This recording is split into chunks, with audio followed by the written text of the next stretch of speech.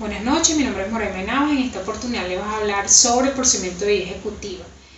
La vía ejecutiva, si hablamos un poquito de lo que son los antecedentes, es un proceso, el proceso ejecutivo comienza a darse en la época de los romanos. En los primeros tiempos de la historia del derecho era la persona del deudor, esta pagaba con su cuerpo. Esto quedaba siendo la garantía. Posteriormente pasó una etapa donde ya supera lo anterior, y en este caso eran los bienes del deudor los que iban a cumplir con la obligación. ¿Qué es la vía ejecutiva? La vía ejecutiva está establecida en el artículo 630 del Código de Procedimiento Civil. Es un juicio especial mediante el cual un acreedor, valiéndose del instrumento público o auténtico o instrumento privado reconocido legalmente que prueba una obligación morosa de pagar, logra embargar bienes suficientes a su deudor.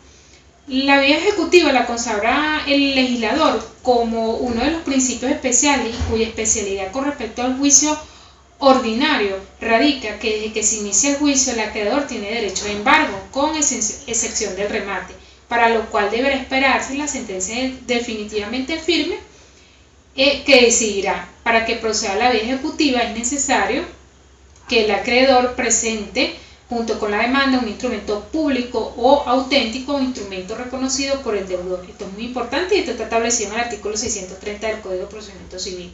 Este documento, que sirve de sustento, debe contener unos elementos, unas características resaltantes. Primero, los sujetos activos y pasivos de la obligación. Segundo, el señalamiento de la cantidad líquida de dinero. Tercero, la inmediata exigibilidad de la obligación por ser del plazo cumplido.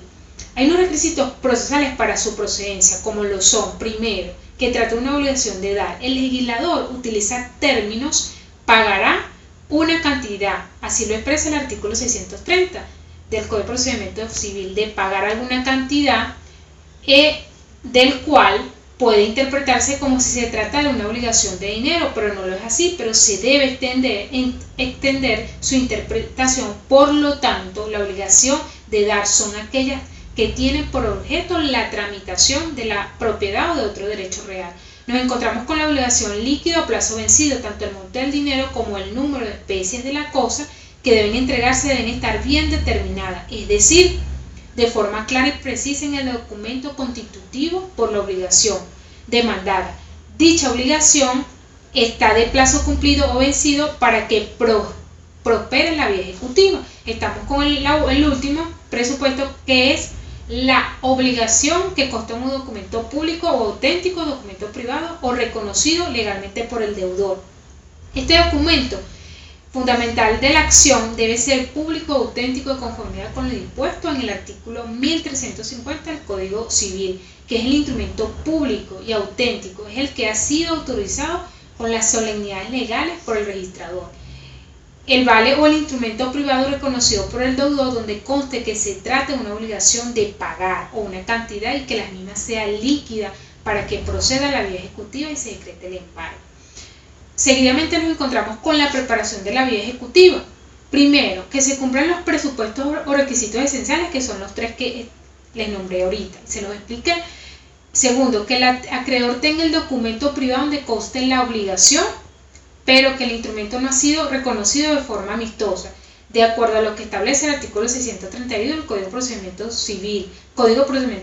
Solicitar a cualquier juez del domicilio del deudor el reconocimiento de su firma, todo esto es referente al tribunal competente. Recibida la solicitud por el juez correspondiente al reconocimiento de este documento, se emitirá una boleta de citación al deudor.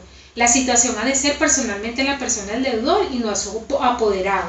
Luego, él mismo comparecerá al acto de la oportunidad fijada por el tribunal. Es importante destacar que una vez producida la aceptación del deudor se pueden presentar ciertas situaciones. 1. La no comparecencia negativa a contestar.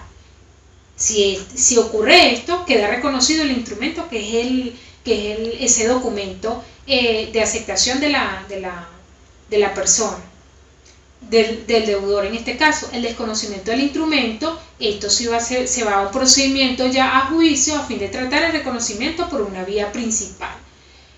Hablamos del embargo en vía ejecutiva. El embargo, como nos dice cumplida la norma rectora de lo establecido en el artículo 630 del Código de Procedimiento Civil, se acordará el embargo, que no es más que la retención de bienes muebles o inmuebles hecha de orden de la autoridad judicial competente, distinguiéndose dos tipos de embargo, que es el embargo preventivo y el embargo ejecutivo. El embargo preventivo es una medida de precaución que tiene por objeto preservar, ¿verdad?, cualquiera de los litigantes del peligro de no hacer efectivas las condiciones pronunciadas contra su adversario. Y la ejecutiva, que tiene por objeto principal la ejecución de los juzgados y sentenciados, y por lo tanto decretarse sobre bienes muebles e inmuebles. Y por último, hablamos de lo que es la prescripción de la vía ejecutiva, que está establecida en el artículo 977 del Código Civil en su última parte. Buenas noches, esto es todo.